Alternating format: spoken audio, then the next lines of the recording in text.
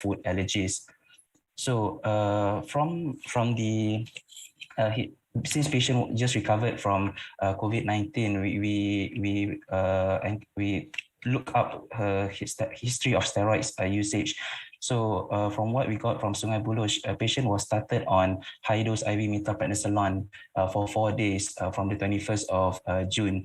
And this was subsequently changed to dexamethasone and converted to oral prednisolone with a tapering dose. So in total, she completed her course on the 10th of September with total duration of about 80 days. So as regards her social history, she's a widow, but she's blessed with 5 children. She's a housewife and staying in Bandar Seri Permaisuri with her daughter. She's a non-smoker and she does not consume any alcohol. And she does not have any family history of malignancy or any family history to any immunodeficiency disorders. So on physical examination, when she was reviewed in the emergency department, patient was alert with a full GCS, but she was, however, looking lethargic. Her vitals was otherwise stable. She was not in any she was not in shock and not in any respiratory distress. Her diagnostic was a bit on the high side of 10.9, and on general inspection there was no any obvious facial swelling seen. And on her eye examination here, we can see based on this clinical image, the one below here, there's a very subtle right eye proptosis, if we can see from the bird's eye view, which may be missed if we just examine the patient from the anteriorly. There's also evidence of a slight partial ptosis over the right eye, but there was no conjunctivitis and no chemosis. And she was only able to perceive light over her right eye, suggestive of cranial nerve 2 involvement, and there is a positive relative afferent pupillary defect on the right side. And she also has a right eye ophthalmoplegia, suggestive of cranial 3, 4, and also 6 involvement. Otherwise, other ENT examinations, the oral cavity was normal. There was no mass or ulcers. Otoscopic examination was normal. There was no any neck swelling palpable, and other systemic examinations, cranial nerves examinations was unremarkable. So we subsequently proceeded with the rigid nasal endoscopic examination, and this is of the right nasal cavity. On the first pass, we can see here there's evidence of crusting occupying the nasal cavity with the mucopurulent secretion. And as we go to the second pass, the osteomeatal complex is occupied with what appears to be a blackish crusting, and this patient does not have any sensation when we probe the region of the osteomeatal complex. But if we compare to the left side, here, this is the left nasal cavity. So we can see that the inferior turbinate is just slightly hypertrophied, but we do not see the crusting. Okay. This is just the mucopurulent secretion from the contralateral side. But the OMC is clear. Here's the osteomeatal complex. This is a middle turbinate. And we don't see any blackish crusting over at the left nasal cavity.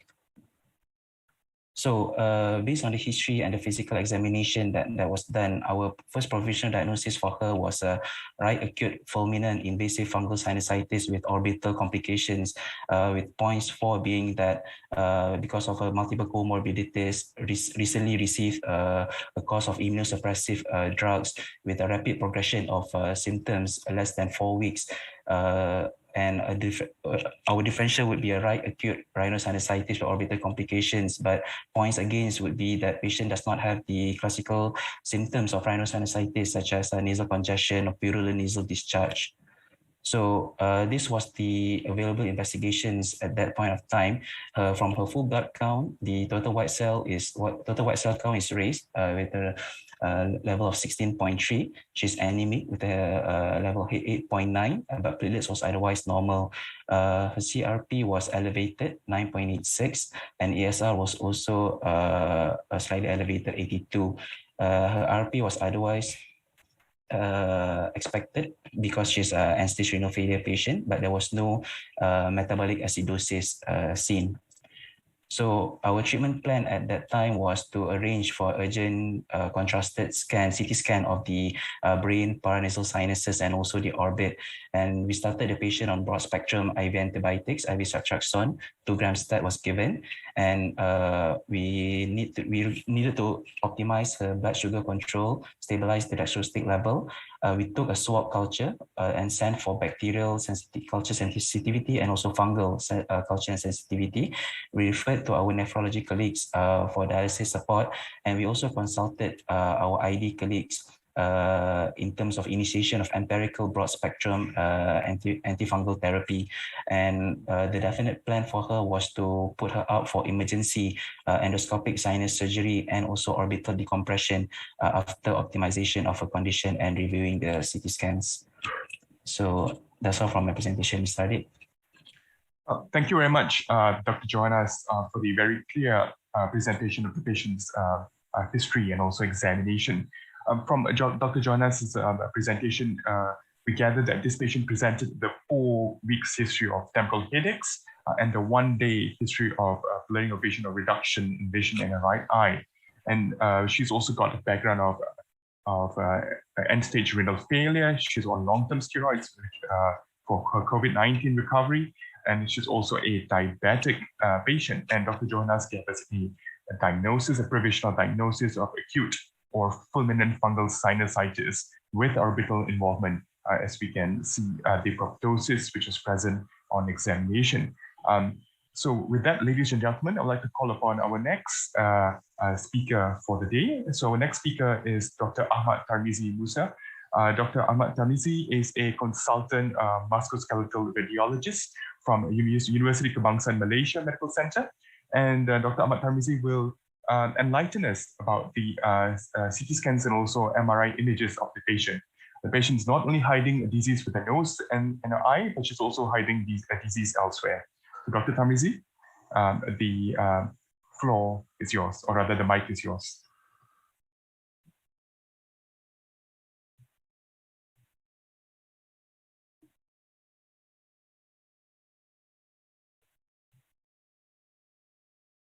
I apologize. We might have some interruptions with Dr. Tarmizi's internet connection.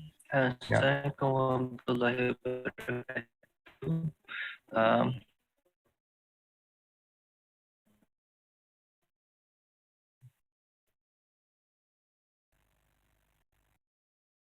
Sorry, Dr. Tarmizi, you appear to be breaking up.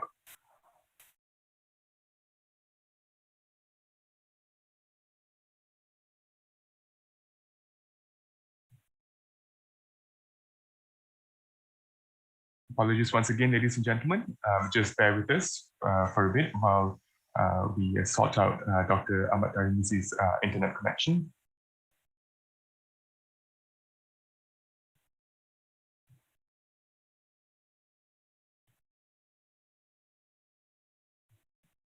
If that's the case, ladies and gentlemen, in the interest of time, we may proceed with our third speaker of the day.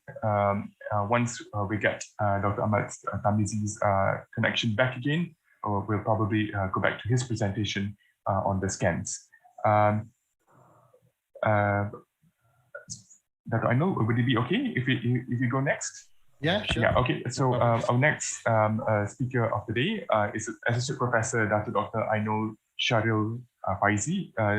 Associate Professor Dr. Ainul is a consultant neurosurgeon from the Department of Neurosurgery at the Universiti Kebangsaan Malaysia Medical Center. Dato?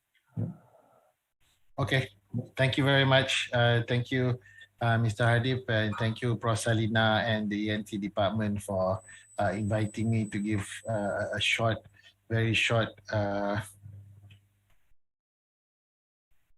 perspective on managing this patient. I'll just,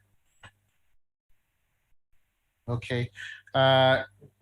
Now, full disclosure, I'm supposed to be giving this after the radiologist so that I won't be giving any ajaran sesat in terms of the radiological findings. But I'm sure when Dr. Tamizi has come back with his internet connection, he'll enlighten us more.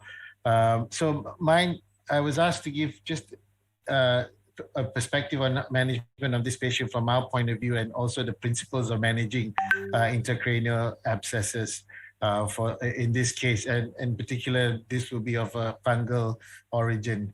It's just a quick overview of what abscess is, what the pathogenesis is, what they normally present, and then in correlation with what the patient has come with. Also with the principles of management, and unfortunately, what are the prognostic factors when it comes to intracranial abscesses, and then in particular with this patient as well. So quickly, the definition of abscesses. Normally, I would have a quiz with the students, and I have a can of drinks, soft drinks and all that to throw to the audience, but obviously virtually we couldn't do that. So we're looking at the brain abscesses are focal separative processes in the brain parenchyma, and it became localized. It's a localized area of cerebritis and developed a collection of pus, and then surrounded by a well-vascularized capsule within about 14 days of the infective process. It normally is more common in the more developing nations purely because of sanitation. It used to be related to very poor outcome, but over the last 20 years, the prognosis has improved with the advent of imaging and for more neurosurgical technologies. It's more common in men, because we're probably not as sanitation process is not as good as the females, and normally it occurs in the first 4 decades of life. So it's a bit strange. I mean, with this lady, the other factors come into play. So where do they come from? Where the intracranial abscesses come from? There are 3 main sources, basically. One is, what we're talking here is pericranial contiguous sites. I mean, I'm showing here the mastoid, but obviously this one comes from further forward from the nasal sinuses, the frontal auxiliary ethmoidal sinus, also from the orbital content, a direct connection to the brain. Also, you do have a direct resulting of either surgical or trauma, which can cause abscess. And the third source will be hematogenous spread, commonly from the heart or from the lungs, basically. And about 10 to 20%, we have no idea where the abscess come from, where the source is, and it's a guessing game. And that's where our diagnostic challenge comes with in terms of getting the right specimen and getting the right organisms for proper treatment. One of the main predisposing factors, which is related to this patient of ours, is the immunocompromised patients. Now, what are the immunocompromised states that we're looking at, particularly in diabetic patients on immunosuppressants, which unfortunately, both of them are related to this patient. She's type 2 diabetic. She's on long-term steroids. She's also on end-stage renal failure, so significant comorbidities. And she's just come out of a long, prolonged illness, protracted illness with COVID-19 in Sungai Buloh. So in patients with more immunocompromised state, the organisms tend to be a bit more atypical, and the rarer variety, and you get fungus, and in this case is Dr. Patrick will probably allude to more of an aspergillus fungus. So in relation to this patient, she is 70, she's quite elderly, she has end-stage renal failure, she's got type 2 diabetes, prolonged steroid use, hypertensive, as well as small pulmonary embolus. So what are the clinical presentations that you normally expect in intracranial abscesses? Other than usual presentation of sepsis, you would expect raised intracranial pressure with headache, nausea, and vomiting, neurological deficit depending where the lesions are. This one would have been another quiz, but the normal presentation of lesions in the temporal lobe, and also cortical irritations in terms of seizures. In her case, she had acute right-sided blindness. It could be due to the intracranial abscess, but it's more likely due to the orbital involvement. She did have headache, nausea, and vomiting. And as we go along, we'll see that a few days further down, she started having a drop in her level of consciousness. So this is the scan that we're looking into, and Dr. Tamizi will probably go into more detail. But we do see some ill-defined collections around the temporal area here. And it's with some rim enhancement. It's not a full-blown capsule formation yet, so it's not something that we could target at that time in terms of drainage, whether it's a stereotactic drainage or an open drainage. We normally wait until the capsule is well formed before we decide on any neurosurgical intervention. So with that in mind, we're looking at the principles of managing, in general, of intracranial abscesses. So obviously, the identification of the organism and giving the appropriate medication has been done. It's been, I mean, the fungus has been identified. I mean, the Spansivan has been identified through the endoscopic surgery, identified the source of infections, most likely from the sinus, eradication and treatment of the source, which has been done. And at the moment, there wasn't any significant mass effect for us to target, even for us to do any reduction, and there wasn't any close proximity to the intraventricular ventricular structures for us to go for any surgical option. So what are the management options with this? Obviously, it's a multidisciplinary approach. You do have a medical only or medical specific medication, or you have a combined medical and surgical intervention that we have in mind. So in this case, at this moment in her presentation, the GCS was quite okay. The lesions weren't huge, but they weren't a well-formed capsulated abscess yet. And we can say it's at a late cerebritis, early abscess formation. The duration is slightly more than 2 weeks, but if the patient shows some clinical improvement with antifungal and antibiotic treatments, we could be successfully treat her medically at the time. And medical treatment alone would have been considered if there is significant comorbidities, and we already know what the organism is, and the abscesses are small and multiple, and at areas of eloquent areas. Unfortunately, about 4 or 5 days down the line, her GCS dropped. She became drowsy but rousable. But I mean, obviously, there is a change in her level of consciousness. And then MRI was done. And you can see that the abscess capsule is obvious here. You can see it there. Dr. Tamisi will allude to more of this. I won't comment on the sinuses because it's not my field of expertise. But at this time, looking at this, it's not just within the interparenchymal here. It's actually intracranial and extracranial. It goes beyond that. And also, there is some subdural collection. So it's quite an extensive collection of pus at this time, which could explain why her level of consciousness started to drop. So this is where your surgical treatment starts to come into play. What are the indications for it? Significant mass effect, the size has increased. We do now confirm that it is the source is from a fungus. It is multiloculated. There is signs of increased raised intracranial pressure. So what are the options that we have? I mean, two of the treatment modalities is either an aspiration done either through stereotactic, image-guided stereotactic. We're basically using a burr hole guided and put a brain needle through it, aspirate the abscess and start continuing treatment, or you're actually going for a craniotomy and excision.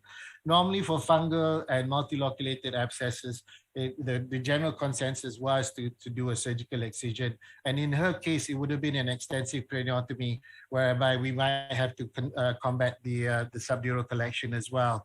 So with that in view, she has to be obviously fit for surgery, and we need to optimize her for surgical intervention. But unfortunately, about a day or so down the line, as she was having her hemodialysis, she had a cardiac arrest, and we never got her back, which was an unexpected event. It would have been a high-risk surgery, but in general consensus, she may or may not have improved following surgery because it would have been quite an extensive craniotomy. So we're looking at what are the prognostic factors that could have, what are the negative predictive outcome factors for this fungal intracranial abscesses.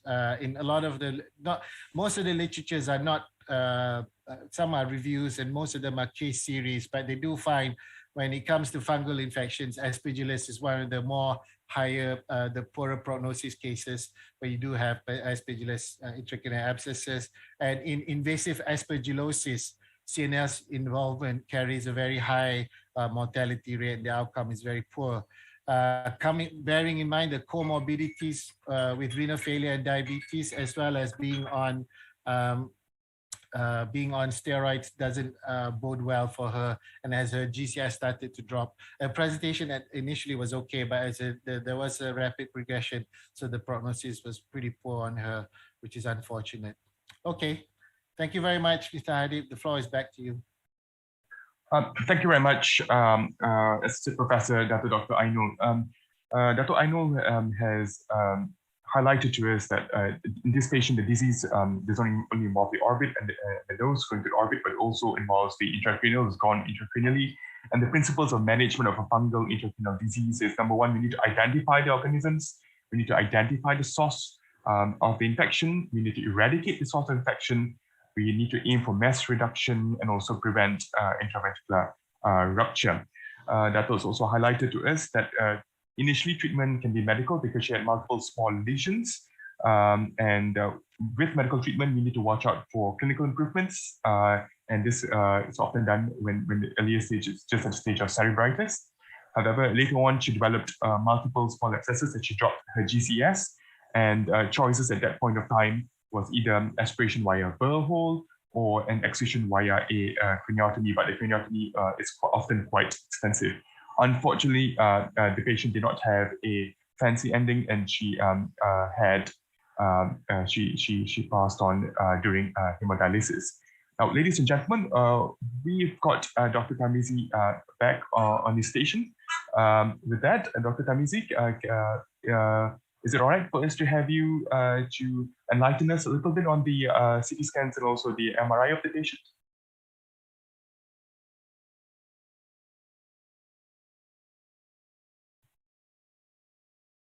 Okay, Dr. Tamizi may still be in the process of preparation.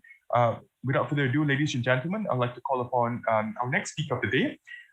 So from the nose, we've been to the brain, now we're going back to the eye. So next speaker of the day today is Dr. Othmaliza Othman. Dr. Othmaliza is a consultant ophthalmoplastic surgeon from the Department of Ophthalmology at the Universiti Kebangsaan Malaysia Medical Center. Dr. Othmaliza, thanks for joining us today. Can you hear me now? Yes, you're clear. All right. Just hold on. Assalamualaikum warahmatullahi wabarakatuh, and a very good morning to all of the attendants as well as the my esteemed colleague. Thank you to the ENT department for inviting me as one of the panelists. Yeah, this is a case of post-COVID rhino-orbitocerebral aspergillosis, and this is the point of view from our ophthalmic perspective of this particular rare case. Right. Before we talk about in detail, I'm sorry if the slide is inadequate because I just got discharged from the hospital yesterday, and so I'm very sorry if any inadequacy. Right, so let's talk about our patient. She initially presented with a vision of 660 in both eyes, whereby the right eye is pseudophakic. She had cataract surgery done, and the left eye was slightly down because of the presence of cataractous lens. There is presence of right relative afferent pupillary defect, or what we call also known as Marcus Gunn pupil. Okay, presence of RAPD in this case is actually what you call that congruent with the fact that she has orbital apex syndrome. So orbital apex syndrome is, in this case, is actually due to inflammation and increased intra-orbital pressure presence at the apex due to all the inflamed and infected tissues, and also presence of with other cranial nerves, which is 6/4 third. She also presented with mild ptosis, proptosis, and ophthalmoplegia due to presence of multiple cranial nerve involvement. So at day 4 of presentation, just before she had her GCS dropped, the vision was actually about, for the right eye, was about a counting finger with slight chemosis at the supratemporal quadrant. So let us look at the initial presentation. So this is what patient presented to us earlier on. We can see that the fact that the lesion is actually on the right eye. So we can see there is slight deviated of the eye, deviate outward, yeah. And then Dr. Johannes have shown you that the fact that when you look at from the top, you can see there is proptosis as well. So this eye is proptose with slight ptosis, yeah, and a slight deviated outward. And when we ask patient to do, this is a 9-gaze assessment of this patient, and what it shows is a complete ophthalmoplegia. If you ask patient to look, like for example, looking upward and to the right, or what we call as dextro elevation, elevation, level elevation, in all direction, we can see that the right eye is sort of frozen, or what we call as ophthalmoplegia. There is hardly any movement at all. Yeah. So just to highlight this thing again. Right. So at this point of time, we started with a treatment. Okay. So what we did is actually we gave transcutaneous retrobulbar amphotericin B with a combination of lidocaine daily. And it's actually an off-label application. The fact that initially she was not well, so we gave her local injection to deliver this antifungal amphotericin B directly into the region, this orbital apex region. This is where the places where the infection goes on, yeah. So what does it constitute of? It's actually 1 ml of 3.5 milligram per ml of amphotericin B, preferably liposomal type, and a combination of 0.5 ml of 2% lidocaine and 0.5 bupivacaine. So this is what we gave her daily. So yeah, so at day 4 of giving the treatment, so she has slightly mitosis, and there is a bit of chemosis. Otherwise, there is no, the proptosis was not worsening. Vision was slightly reduced to counting finger. Yeah. So this is what we did to her. So you can see there's presence of ptosis. Yeah. The proptosis is similar, and also RAPD. So, yeah, right. So, for these cases, one will wonder why we did not proceed with orbital exenteration. Yeah. Yeah, this is what's the reason that we did not proceed with orbital exenteration earlier and in the initial phase. First of all, just to highlight what is orbital exenteration is all about. It's actually removing the whole intraorbital content, which is include stripping off the periosteum, or the lining of the bone of the orbit, and inclusive of the muscle, globe, optic nerve. Yeah, and it's actually quite unsightly. Right, when you look at it, it takes a while for the wound healing to take place. You see, it probably up to about 2 to 3 months. You know, if there is any radiotherapy given, is, for example, if it's related to tumor, so it probably takes a while. And then there are other complications. For example, a patient may have fistula leading to the nasal cavity, and is very causing discomfort to patient. Okay, so the reason that we did not perform orbital exenteration early on is actually because point score for her is less than 23. So we will talk about this scoring system for orbital exenteration later on. And early on, she was not fit for general anesthesia. because we can only perform exenteration in only under general anesthesia because it's very painful. And the vision, she still has some vision. It was from 660 to counting finger, just one less one from the initial part of the presentation. And the fact that the psychological repercussion of exenteration, what I meant is patient would feel discomfort, having people to stare at their face, and then the face is no longer the same as before, and it may cause some of them would complain the grandchildren doesn't want to play with them, doesn't want to look at them at all because they are so afraid of looking at the face of the patient itself. So these are the psychological repercussion of exenteration. So then one need to reconsider. Sorry. Right. So what is the self-scoring system for orbital exenteration? So this is based on this paper, orbital exenteration in rhino-orbital cerebral mucormycosis. Okay, it's a prospective analytical study with a scoring system, and it's actually we are actually talk about based on clinical, ophthalmological findings and imaging.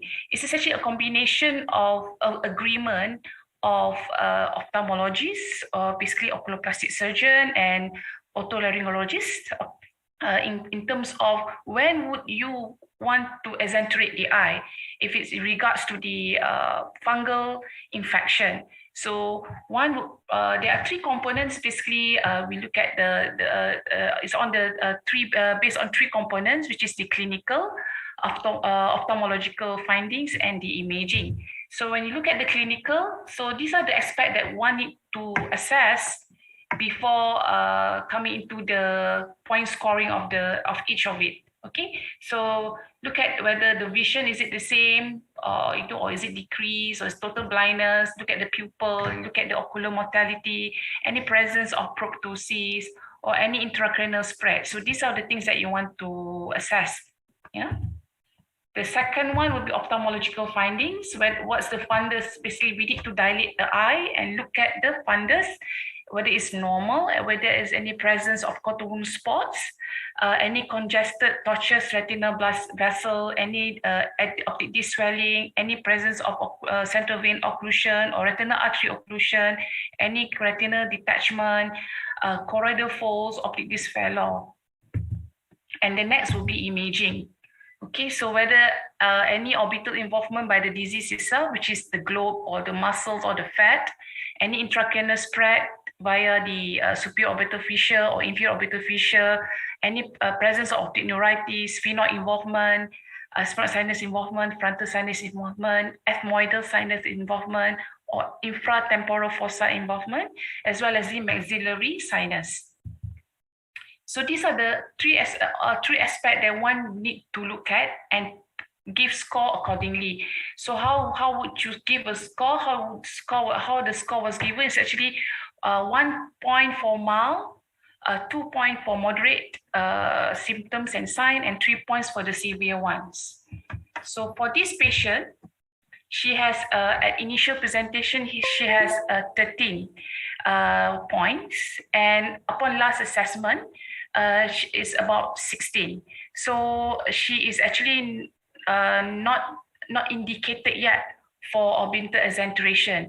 That's why we proceed with retrobulbar injection of the amphotericin B with combination of lidocaine and bupivacaine for comfort level, to make her more comfortable.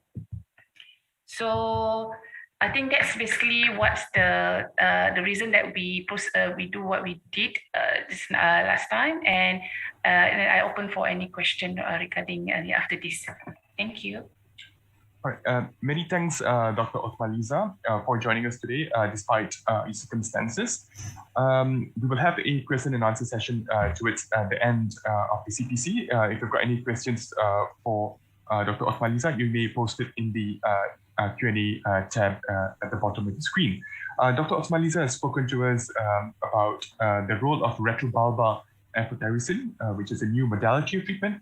And she's also spoken to us about how do we balance on when should we perform an orbital exenteration in such cases, or when to not sacrifice the eye. It's often a difficult decision. It's often a dilemma for oculoplastic surgeons and also facial plastic surgeons. And Dr. Othmaliza has also shared with us a useful tool, which is the point score, which can be adopted to help us decide on whether or not an orbital exenteration should be performed in this patient. All right, ladies and gentlemen, without further ado, we've got Dr. Ahmad Tarmizi back online with us. Dr. Ahmad Tarmizi is a consultant musculoskeletal radiologist at the Universiti Kebangsaan Malaysia Medical Center. And Dr. Ahmad Tarmizi will highlight to us the CT scans and also the MRI findings of the patient. Dr. Tarmizi. Dr. Othmaliza, you don't mind just unsharing your screen? Thank you. Yeah. Sorry, yeah. Sorry for the technical issue. A bit hiccup over there. Right. So I should go for the second presenter before Dato Ayub, and then the next after. So this is exactly my presentations. So what happened to the patient in terms of radiologically. So we have to see what are the affected area. As we know that the affected area is happening in the oral, nasal, and then nasopharynx region.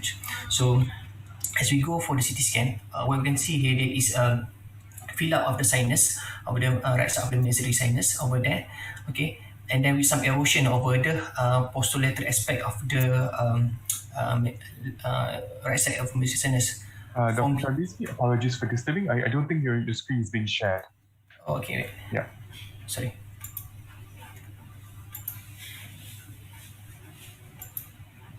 Okay, sorry. All right, sorry. Okay. Is it being shared already? Yeah. Yes. Okay. So for a start, this is can be done for the patient. We start from the caudal cranially, from the lower down to up. Okay, as you start to see from here, there is fullness of the right side of mesenteric sinus with some erosion of the posterolateral aspect of the lateral wall of the right side of mesenteric sinus. So you go, as go superiorly, you can start to see defect in the medial aspect of the mesenteric sinus with loss of the inferior turbinate. Correlate with the scope, we can see the initial presentation. This most likely to be automesectomy, with also loss of the inferior turbinate also. In this bone window, we can compare to the left side, there is erosion to the surrounding bone. As we go more superiorly, we start to see the erosion of the bone more markedly. And then from here, we start to see some streakiness of the soft tissue surrounding that, with some bone erosion, especially at the body of the petrous, or body of the pterygote, and also the medial and lateral part of the pterygote plate.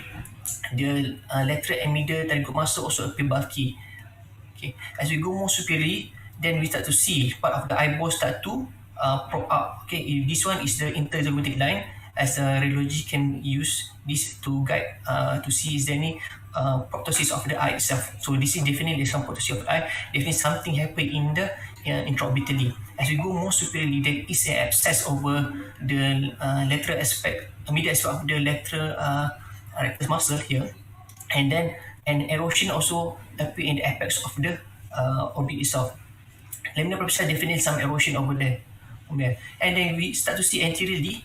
Okay, there's some erosion at the near to the opening of the frontal sinuses over there. As we go more superior, the abscess is much more marked over there, and the bone erosion start to going involving the intracranially. This is an okay, and then part of the masseter muscle appear bulky with high intensity. Later on, we can start to see some abscess formation over here intracranially at the temporal lobe of the right side.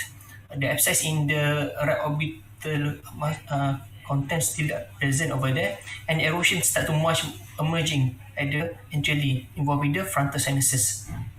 As you go more superiorly, the abscess already involve both sides of the eyeball. Okay, more on the right side. Okay, so this one I will show you much more better in the cornea images. And the temporal lobe, the abscess is much more prominent. part of the cavernous sinuses are also affected over this region. Okay, as in the this is CCT in the corner images, we start to see from the front to back. This is eyeball. We can start to see the extra corner fat are streaky with some fat over density over there. Okay, and then start to see a part of abscess in the left and the right side. Okay, of the orbit content, actually in the extra corner fat regions. And then this is an abscess we can visualize in the middle aspect of the middle rectus muscle over there. Erosion of the adjacent bone surrounding that.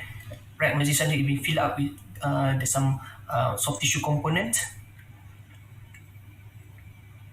Okay. And then part of the medial wall of the mesocyana are being defect over there. Okay.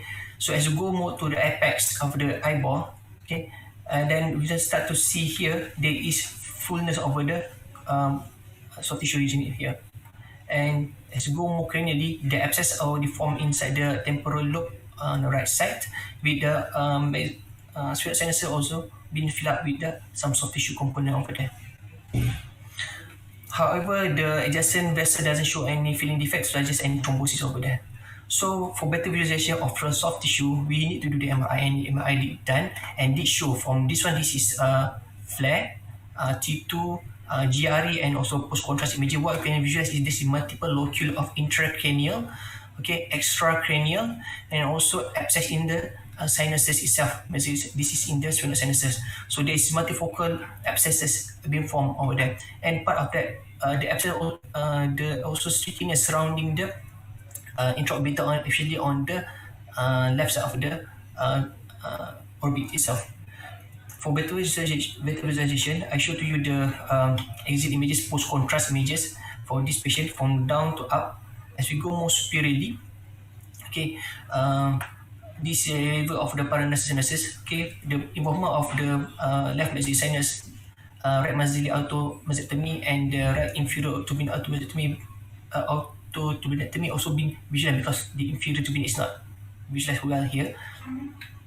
Okay, and then start to see some enhancing soft tissue lesion at the nasopharyngeal region or the mucosal region. So go more superior, the enhancement much more marked, involving the infratemporal fossa,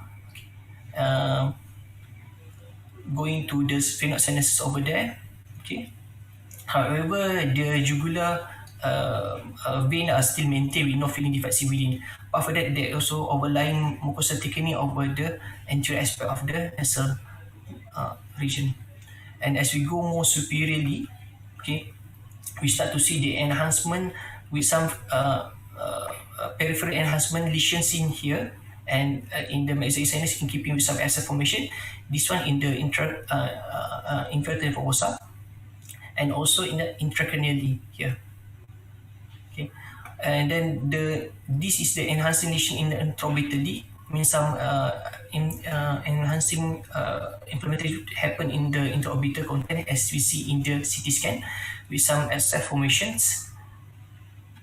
As we go more superiorly to the orbital roof, abscess also being visualized, also much more prominent in the temporal lobe. Okay, and also the affected area, actually the cavernous sinuses also be affected. So that's why all the clinical symptoms are being visualized here, because part of the cavernous sinuses, a lot of the cranial nerves there can be affected because of this lesion itself. As we go superiorly, the part of the ethmoidal and frontal sinus will be affected here. And at the roof of the orbit itself, you can start to see some abscess formation there. Okay, and also on the left side. This is abscess in the right side of the content. Meninges over the temporal and frontal lobe are enhancing. Okay, and then part of the frontal sinus also shows the peripheral enhancement, means some abscess formation or inflammatory changes happen over there. So for the discussion, an erosion of the bone in the sinusitis need to be closely analyzed, actually for the neurological, because this is very important information we have to deliver to the ENT and ophthalmologist. And then osteomyelitis, one of the complications of the acute sinusitis. Okay, and we should anticipate intracranial or extracranial extension if there are any osteomyelitis changes, and need to be thoroughly examined. Actually, not only CT scan, for possible, need to do the MRI for further evaluation of that. And other solid structure may be affected due to inflammation process from the infection itself. That's all for mine. Sorry for the technical issue. Yeah, thank you. Thank you very much, Dr. Tamizi, on the very clear and step-by-step explanation of the patient's CT scan and also MRI.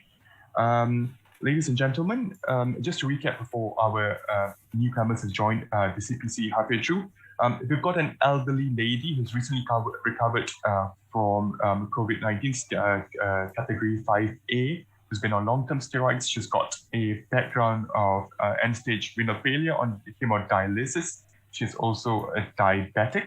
And she presented to us with a 4 weeks history of temporal headaches and also 1 day history of right eye blindness. She's been diagnosed with an invasive fungal sinusitis originating from the nose, extending to the orbit and also intracranially. With that, ladies and gentlemen, I'd like to call our next speaker for the day. Our next speaker is Associate Professor Dr. Patrick Periasamy. Dr. Patrick needs no further introduction in the scene of infectious disease in our hospital. He's been working tirelessly in the last few months with dealing with COVID-19 and also other infectious disease. Dr. Patrick will speak to us about the patients, how do we manage the patient's fungal infections, and also perhaps how does the COVID play a part or role in this infection.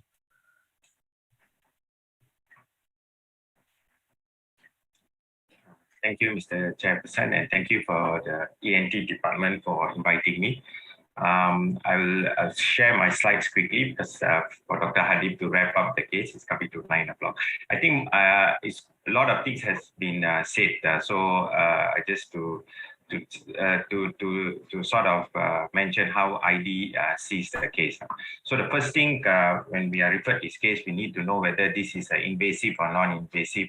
I think all in the audience would have known how invasive this case is in terms of the involvement of neural and vascular structures. The second question is whether this is chronic or acute. Generally, acute is patients having symptoms in less than 1 month and they progress very fast. Whereas we usually see this in a sort of a transplant, very immunocompromised patient. And this will give us an idea of what type of fungal we are dealing. Sometimes we see these hyaline mold fungals or these dementitious fungus. But the older group with the diabetic patients, normally we see the Aspergillus as the zygomycosis group. This has also been mentioned, so I will skip this slide. And this also has been mentioned that she has poor prognosis, and this is important to know. It's a multidisciplinary management that we are caught between the devil and the deep blue sea because there's only the treatment outcome is better when there's an aggressive surgical option on the table. But there's also another issue is that since the severity of this involvement, some have argued that there is only so much that surgery can be done, and probably one needs to be conservative. So the mortality is actually up to 50 to 80%. That's the problem with this arrangement. A bit on the biopsy. When you send a biopsy, we need everything on the table, cultures. We need to know the HPE shows any vascular involvement. We need to know whether the morphology of fungus, because sometimes the culture can be negative. So we really rely on the HPE morphology. This has been deemed as the best site for biopsy, the middle turbinate, with 75 to 86% sensitivity. Some centers actually send PCR from the fungal site, just so as to identify the fungus much better. And the most frequently affected sites usually are the maxillary and the ethmoid sinus. So again, everything needs to be there, the HPE and the cultures, and some centers have also do frozen section with a sensitivity of 84% and specificity of 100%. This is how the microbiology will look at the slides. And this one, we are dealing with Aspergillus flavus. although the commonest aspergillus is usually the fumigators. And it's very important to differentiate aspergillus and the myco group. And usually aspergillus as the septate hyphae, they are regularly branched compared to myco, which usually is not septate, and it's more larger compared to the slim aspergilluses. And so this is so the HPE has shown and it's grown aspergillus flavors. From an ID's perspective, flavors tend to be a bit more resistant than the fumigators group. So that's one concern that we have. And so in terms of empirical antifungal, that has shown to improve a bit on the survival. And if you don't know what you are treating initially, a broad spectrum antifungal like amphotericin B will be better. And of course, a lipid complex with less side effects is a better option. And once you know this is aspergillus, in this case, then voriconazole will be a better option for this patient. Duration, if we are given the chance, we usually treat for IV until good clinical response. And then the duration, again, there's no RCTs on this, so we can go on up to 3 to 6 months, looking at clinical and radiological recovery. Just a few slides on these steroids. If you're wondering why the steroids were given in that way on the patients being discharged, this is the sort of the Ministry of Health guideline for post-COVID management, 2021. And this is a survey from Sungai Buloh Hospital. There's two surveys. One is 1,800 referrals looking at the teleconsultation service over 4 weeks, looking at only Cat 4 and Cat 5 survivors. That is very severe cases. And they also followed up 745 survivors over 12 weeks. This data I'm sharing to show whether ENT is going to be in business or not as more cases come along. The interesting part is at 4 weeks, you can see patients still have dyspnea in about 51% of the cases. And at 12 weeks, about 20% still had exertional dyspnea.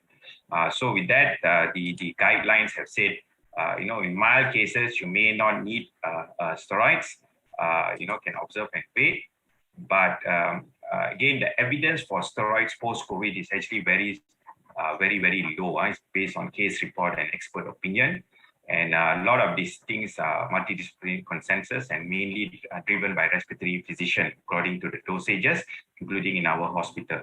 So in the guidelines, they have written in non-critical ill patient, prednisolone at 0.5 milligram per kg should be initiated.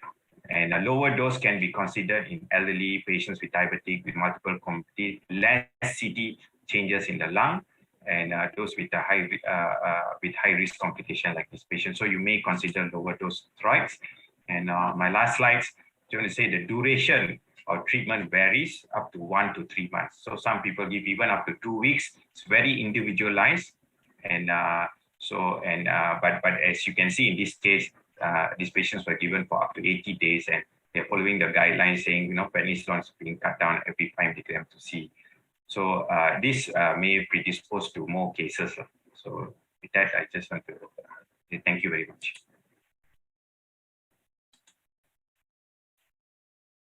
Thank you very much, Dr. Patrick, on highlighting the microscopic appearance and how do we differentiate aspergillus and myco, and the role of systemic antifungals, amphotericin, and when do we downgrade to voriconazole, especially in cases of aspergillosis, if it's known. And Dr. Patrick's also shared with us the MOH guidelines on post-COVID management. Steroids can be reduced. We do not require such long durations and also lower doses for patients with multiple comorbidities. Now, ladies and gentlemen, we're short of time. We now reach the last presentation of the day, in which I'm going to speak to you about the ENT perspective of fungal disease, and do just a little bit of a wrapping up of today's session. Sorry, let me just share my screen.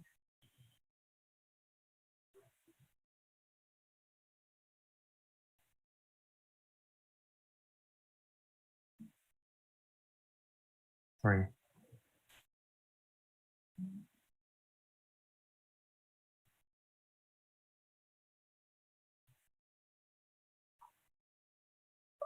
Okay, ladies and gentlemen, can you see my full screen? Yes. Okay, that's great. Okay, So as we all know, fungal sinusitis can be divided into invasive fungal sinusitis. Sadiq, can you put a full presentation because it shared the other slide. My apologies.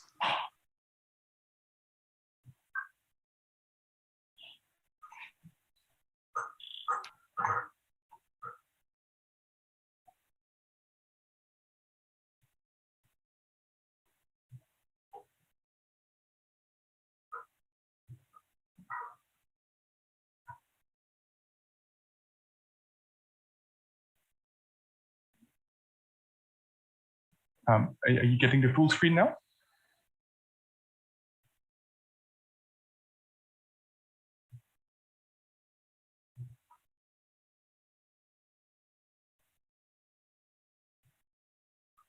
I'm sorry, Papi, can you get the full screen now? Yeah, but it's double. Oh, it can be double screens. Oh, okay. Ini presenter view. It's double Boleh screen. hilangkan. Boleh hilangkan. Dia. Tekan yang 3 button tu, dia akan hilangkan. Dia back to normal view. Back to normal view. Cuba doktor buat presentation. Okay. Okay. Kan ada 3 point tu. Ada 3 titik dekat bawah tu. Tekan tu. 3 titik di bawah ya. Tu. Ada dekat presenter view.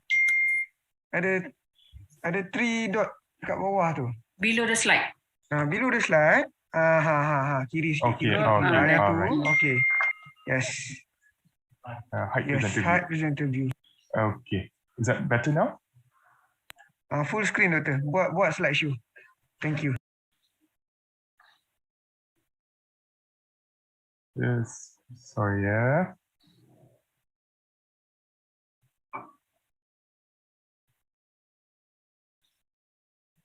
Apologies for that.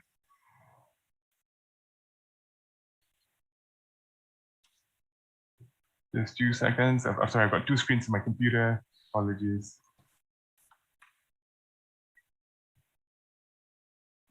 Okay, dapat ke?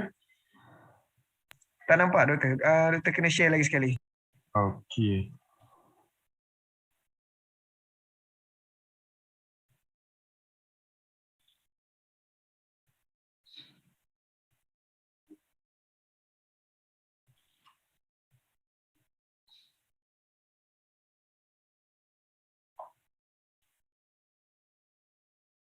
Okay, this should be it.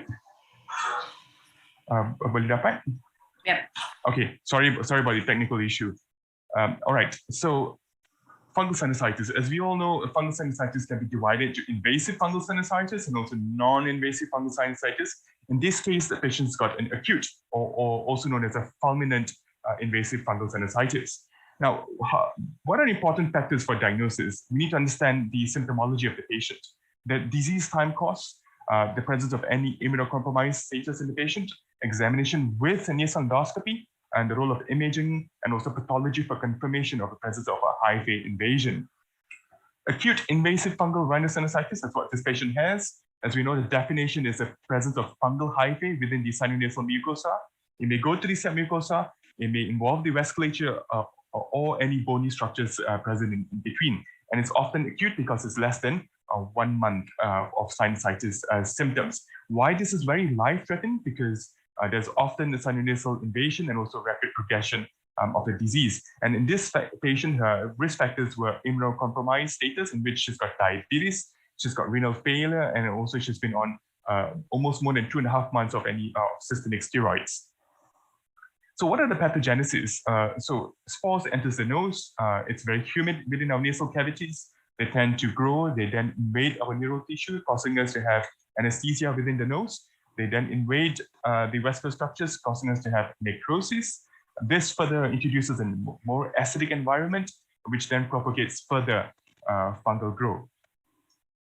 So how do steroids causes immunosuppression? Well, steroids causes immunosuppression via 2 methods. Number 1, by downregulation of CD4T lymphocytes, and secondly, by the inhibition of lymphokines and also cytokines, which indirectly will inhibit production of interleukin-1 and also interleukin-6. So what are signs and symptoms do we ought to look out for in patients with invasive fungal sinusitis? First, systemic. In systemic, majority of patients will present with fever, although our patient did not present with fever. The patients will often be very toxic. They look very ill, very tired. And from the face, if it's gone to the skin, then they may have ulceration and also necrosis. This ulceration and necrosis forms a dead skin, which is known as eschar. This can occur in the cheek, within the nose. The structure of the nose can also affect the palate, which is just below. And some patients may also have facial pain, and also because it involves the nerves, they may also have a decrease in sensation of the affected areas. In our case, fortunately, the invasive fungal sinusitis did not involve the cheek and also did not involve the external extremities of the patient's face. It only involved the nose, it went to the orbit, and went to the brain. Nasally, patients may present with symptoms of chronic rhinosinusitis, whereby they may have rhinorrhea, they may have nasal blockage. They may also present with epistaxis and also apparent nasal discharge. Eye symptoms have been dealt with early on, as we can see in this case. It's just got apoptosis, double vision, ophthalmoplegia, and also decrease in visual acuity. If it involves the cavernous sinus, then you can get epinephrine 2, 3, and also 6 involvements, and also a pulsating proptosis. Intracranially, the patient may be less alert, may have seizures, and also look out for cranial nerve involvements. Nasal endoscopy, we often look for any loss of sensation. Now, mucosal appearance, initially, do not get fooled. The mucosal appearance may be pale or may be blanched white. This is more common for earlier presentation of diseases or non-mucal origin of diseases. Later on, they may progress to having a black appearance, as you can see on the right-hand side of the screen on the middle turbinate. And then this will cause necrosis and also dead tissue or mucosa. This necrosis is known as eschar, which may often be mistaken with dried blood. So beware, it's not dried blood. If you're not sure, always use a sucker or use a bowel probe and just have a prod of the dead tissue to see whether it can be suctioned out, or is it dead necrotic tissue, or is it eschar. If you're still unsure, you can always perform some prickling of the mucosa to see if there's any bleeding or any presence of any viable tissue. Of course, there'll be infection, so the patient may also present with dry and crusting, and sometimes edema and also purulent discharge. Now, serial examination is very important for such patients because they may deteriorate very fast. In a few hours, it may progress and worsen. So we always perform serial examinations in such patients, especially for our ENT colleagues. If you're suspicious of a fungal sinusitis, do not waste time. You can just biopsy the patient straight away, or take cultures for fungal studies. Imaging has been dealt with by our colleagues early on. So what are the management goals and also principles for this patient? As we all know, it's multidisciplinary. This patient requires intervention from the otorhinolaryngologist. We need our physicians to be on board. She's got diabetes, uncontrolled sugars, orbital involvements. We need the ophthalmologist on board. Sometimes it has gone to the palate, it's gone to the oral cavity. We need our maxillofacial colleagues. In this case, it's gone to the brain, our neurosurgical colleagues, and also in unstable patients require ventilation. Then you also need intensive care for stabilization of this patient. But the mainstay of treatment for this patient would be, number one, first to reverse the cause of the immunosuppression in such patients and to correct the metabolic derangement of this patient. This is the most important thing. If it's steroids causing the immunosuppression, then stop the steroids. Fortunately, in this patient, she stopped the steroids 2 weeks before presenting to us. If it's a diabetes which is uncontrolled, we need to correct her diabetes. Systemic antifungals are important. That's why we need input from our infectious disease colleagues. And as Dr. Patrick has pointed out, amphotericin B is broad spectrum. We may start off with amphotericin B, but it's got a lot of side effects. It's got ototoxicity, nephrotoxicity. We need to monitor patients' electrolytes and also renal function, and also can cause bone marrow suppression. Therefore, we need to monitor their full blood count. So sometimes we can also adopt a lipid-based form of amphotericin B, which is less toxic, but we can also give them higher concentrations. There's also use of topical amphotericin B in ENT. We tend to give amphotericin B at douching. The evidence is 50-50. Some say it works, some say it doesn't work. But all we know, there's fungal disease in the nose. We try to also address it by topical amphotericin B, because the argument for it is because in patients with fungal disease in the nose, it causes necrosis, and also it causes vasculitis, and the blood vessels are affected. So sometimes the blood vessels, the systemic amphotericin B cannot reach the mucosa or the area affected. Surgical intervention is important. This patient underwent surgical intervention. How extensive should we go? This is often a dilemma. So we have to consider morbidity and also mutility that may cause this patient against survival possibilities for this patient. Well, the understanding is we have to debride as much as we can until a viable tissue or mucosa has been seen. How do we know the tissue is viable? Is when we see bleeding. Yeah.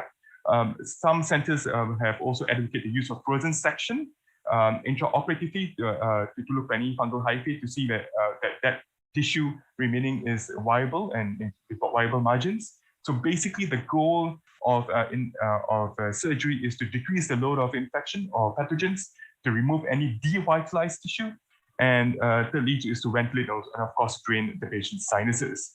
Antimicrobial therapy in cover is very important because patients can also have concurrent infections. In this case, she's also got concurrent bacterial infections. We covered her with antibiotics. And not to forget, if the patient makes it through this ordeal, a follow-up is very important. Patients with invasive fungal sinusitis, although they may recover, they may present again with recurrence. So close follow-up is important to make sure there's no recurrence, especially in aspergillosis and also in diabetic patients. Now, this patient underwent an endoscopic sinus surgery and also orbital decompression.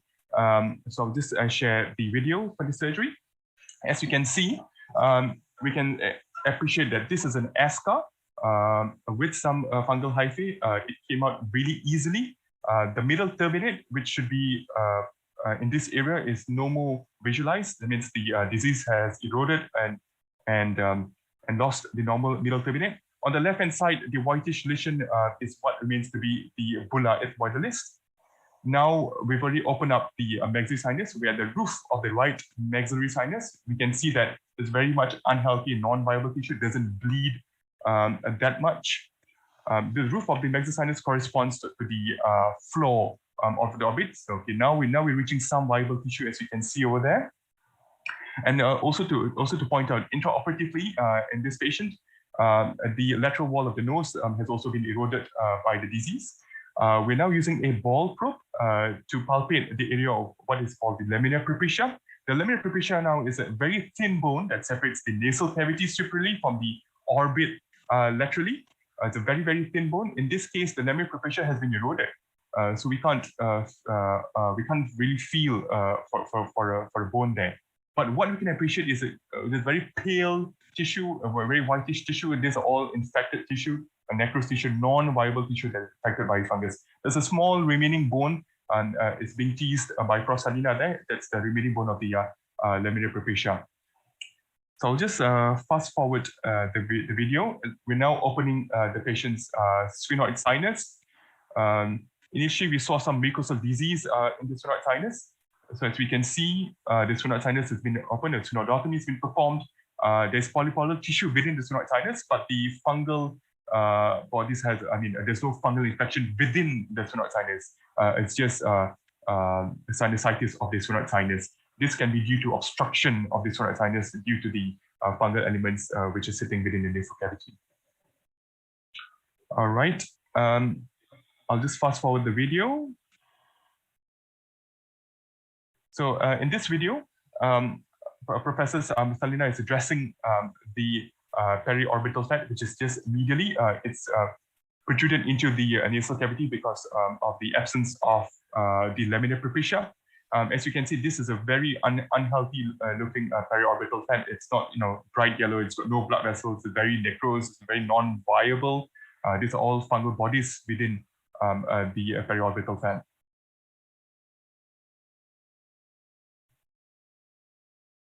And just allow me to fast forward further. Okay, this area, which has just been exposed, we can see the middle rectus muscle, which is being exposed. Usually middle rectus muscle tends to bleed because it's a muscle. In this case, it's very unhealthy, very dusky looking. It's not bleeding either. And you can see posteriorly, we've opened up and decompressed the eye right up to the orbital apex posteriorly. All right, so 1 second, let me just, so that's the middle rectus muscle. Not very healthy. Okay, so what can we summarize? Fungus are ubiquitous. It's around us and all of us exposed to fungal spores every day. But some of us immunocompromised patients may get a further disease and result in invasive fungal sinusitis. It must be considered in immunocompromised patients. Holistic biopsy and cultures early if suspected. And the mainstream treatment would be to reverse the immunosuppressant factor in the patient and also perform surgical debridement, and not to forget systemic antifungals for such patients. Prognosis is often very poor in cerebral involvement, effective involvement. This is due to high rates of dormancy. It may reoccur again. And if the patient recovers, a close follow-up is often required for any recurrence. All right, ladies and gentlemen, we now reached our discussion session. Before that, I would like to also thank Ms. Farah Liana. Ms. Farah Liana is my colleague and also ENT specialist from the Department of ENT. This case was first referred to her, and she's shared this case and allowed us to share this experience with you in today's CPC. All right, so ladies and gentlemen, we have got maybe about 5 minutes for a quick discussion. Let's talk about steroid therapy among COVID-19 patients. Dr. Patrick, you'd like to highlight a little bit more about the role of steroid therapy in post-COVID patients? Yeah, I think like what I shared in my slides just now, it's still it's an ongoing debate. Many centers don't give steroids post-COVID. We are trying to, I think when we first started out in 2020, many of us were giving very high dose steroids. Now we have cut down the dose as per respiratory discussion. They are following up patients up to 6 weeks, and they're tailoring with lower doses of steroids. So probably not up to 3 months, not everybody. Most of them recover by 6 weeks. Some of them don't need steroids, especially that's category 3, 4. The patients who end up in ICU, patients who are long staying, a lot of severe CT changes, those are the ones that actually are coming back after they are discharged. So they were actually respiratory team have shown that they have improved with steroids. So hopefully, as more data comes down, we can even cut down even lower dose storage in a shorter duration. All right, thanks, Dr. Patrick. So in all essence, basically we can consider reducing the duration of dosage of systemic steroids in post-COVID patients, especially if they have multiple comorbidities. Like in such patients, she's got diabetes, she's got hypertension, end-stage renal failure requiring dialysis. Yeah, all right. Second question, which is ringing all our minds. Some centers have suggested of regularly scanning all COVID patients with a CT of the pharyngeal sinuses to rule out sinusitis before we put them on steroid therapies. But Professor Salina, do you have any, what's your take on this perhaps?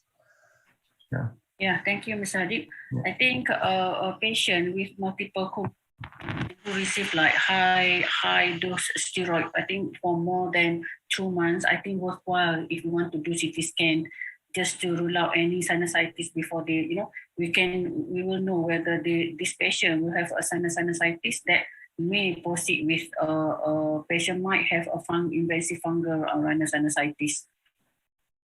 All right. Thank you, Prof. Salina. And also, perhaps, what's the prognosis like for intracranial fungal disease? A lot of people say intracranial fungal disease carries a very poor prognosis. Prof, I know, any opinions on this, perhaps?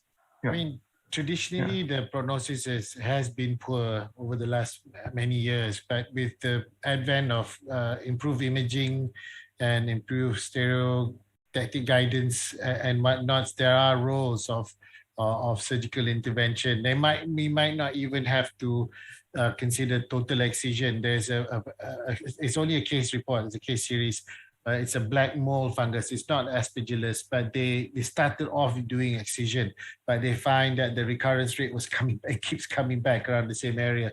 So what they did in that case was they actually drained, actually waited until the capsule formed again, aspirated, and actually give intracavitary antifungal treatment, and found that that was more successful in treating that. So there might be new avenues, right? It's one of those recent ones that we have seen but the aim is trying to aim for surgical reduction in terms of the pathogen load in intracranial abscesses. But obviously with these kind of patients, they have their comorbidities and immunocompromised status. So the general anesthetics and whatnot poses a challenge in obviously intensive care and all that. But we in an ideal situation, we would have, surgical intervention would have been good.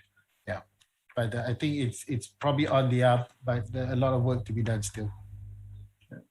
Thank you very much, Professor Dato Ainu. And perhaps you can squeeze in one more question, to Dr. Othmaniza. Dr. Othmaniza, you mentioned about the role of intrathecal bleomycin, which is intrathecal antifungal amphotericin, which is a new modality, something new that we can try and try to preserve the eye in such cases, especially in orbital apex involvement. Do you have anything to share with us about it? It's actually quite new. It's just started in India because the mostly cases orbital mucormycosis, aspergillosis rises quite a lot. Post-COVID, it rises quite a lot from the country itself. So there is no exact dose, and it's off-label, you see. So, but they have started to have this kind of treatment, basically giving a retrobulbar amphotericin B targeted at the site of infection itself. That's to help in terms of preserving the eye and the globe, and because apparently the patient will survive from this infection. So yeah, it's quite new. See, not much of study or papers looking at it. So yeah, probably this is one of the cases that we can publish and do something about it. And Professor Salina, do you have any questions to add, perhaps? To Dr. Liza. So if let's say we inject the amphotericin B directly into the eye, do you think that is there any consequence of anterograde infection? That means from the eye go through the meninges at the orbital apex and go to the brain? Yeah, possibility of that, but it's difficult to say in a sense, you see. But we have not. We need to really look at this matter and investigate further. What's the consequence of this procedure would be? Yeah. Okay. Thanks. Thank you very much. Just before we wrap up, can we just have perhaps a quick summary or final says from each of our presenters today? Perhaps we will start off from Professor Dr. Salina. Yeah. It's okay. I will end the session later. Okay. I think we give this one to all the presenters first. Okay. Okay. Dr. Othmaniza, any take-home messages? I think it's important to work hand in hand with other disciplines to come out into the best management of our patient. I think that's the most important thing. Okay. And Dr. Patrick? I think this case shows us that we should recognize the danger signs and symptoms, and the aggressiveness of investigation. So because time is tissue, and then that's what I think I learned from this case. Yeah. All right. Thank you, Dr. Patrick. Dato Ainu? Yeah. Any take-home messages? Can you hear me? Sorry, yes. my internet.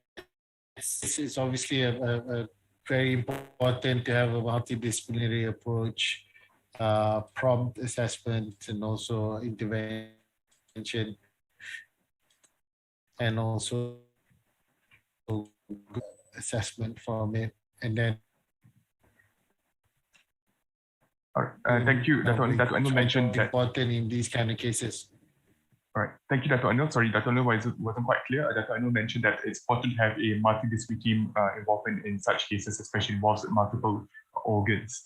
And Dr. Johannes, perhaps any learning points that you've learned that you would like to share with your postgraduate colleagues? Yeah, thank you, Mr. Adib. So I think from our side of the postgraduate trainees, I think it's important. I mean, it is a possibility that we may get this kind of cases during our on-call. So we really need to identify the dangers, the peculiar symptoms and the signs that may suggest this, and importance of multidisciplinary team approach, as mentioned by the other professors just now. Okay. And thank you very much, Dr. Jonas. And for myself, as a young ENT surgeon, we can explore the use of frozen sections for biopsy. But however, we know we've reached viable tissue whenever we see that there's good bleeding while performing a debridement. Okay. So I will then hand over to Professor Dr. Salina, who's our chairperson for today's CPC.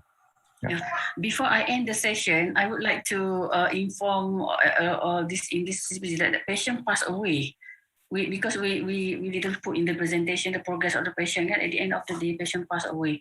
So this is the tragedy of the sinonasal fungal infection, invasive with dose steroid. So that's why I think all our discussion that this is need a multidisciplinary team how to treat this patient. So I would like to thank all the department who helped us today, ophthalmology, medical, radiology, and neurosurgery for help us today to make this CPC a successful one. So thank you from our department to all of you. Thank you very much, Professor Dr. Salina, for the wrap up. Okay, just before we end for the day, Dr. Tamizi, we missed you early on. Dr. Tamizi, nak share any take home messages? Oh, okay. Yeah. For me, not that much. I think firstly, clinical for the radiology part is clinical information is very important, and then thorough examination of the based on the clinical history, and also I think we just an aid for the further treatment of the primary team for manage this patient. That's all. All right. Once again, thank you very much to everyone. Just before we break up for today, we will share the code questions. Encik Bukhari will post up the code questions. It's a bit easy, but it's aimed for our medical students. Our postgraduate ENTs can also give it a try.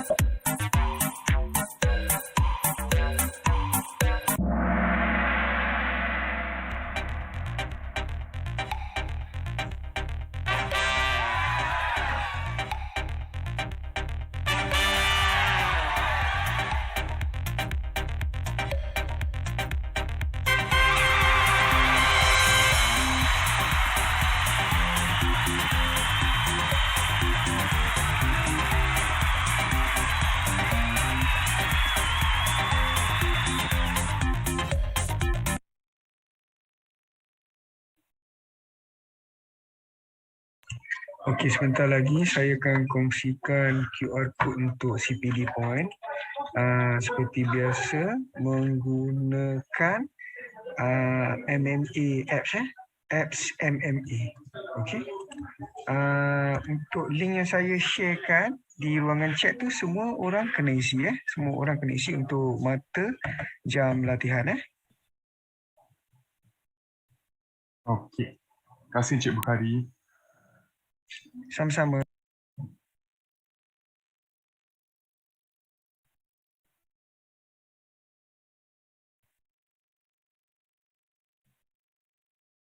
Dan terima kasih kepada pihak fakulti untuk menguruskan dan broadcast di sini ya.